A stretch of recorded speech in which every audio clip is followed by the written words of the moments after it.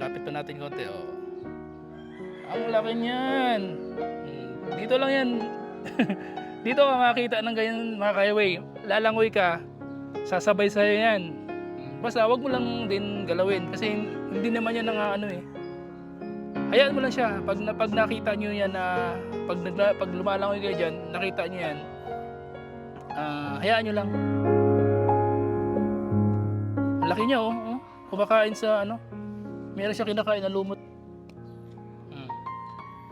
O diba? Ang laki. Yan, isa yan sa mga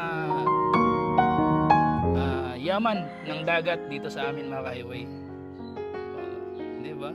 Sea turtle, pawikan. Pawikan kung tawagin dito sa amin. Ayan, alis na siya. Alis na siya. Ang ganda oh. Diba? Ang cute niya tingnan eh.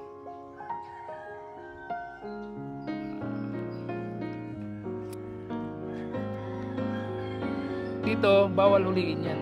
Yung pawikan din sa amin. Bawal naman talaga kahit saan ka sa Pilipinas, bawal yan huliin. Mas maganda ang drone kasi, yung drone malayo lang yun eh. Hindi siya mabubulabog. Unlike pag lalangoy ka, bibidyohan mo, nakalangoy ka rin, medyo ano siya eh, matatakot siya. Pero pag drone lang, okay lang. Kasi malayo, kasi mataas naman yung drone eh. I-zoom mo lang yun, okay na. Saan ka pupunta? Ang cute naman ito. Oh, di ba? Ganyan, maraming pawikan dito sa amin mga ka-highway. Napakadami. Siguro nasa mga 50 pawikan yung nandito ngayon. Ganon kadami. Okay.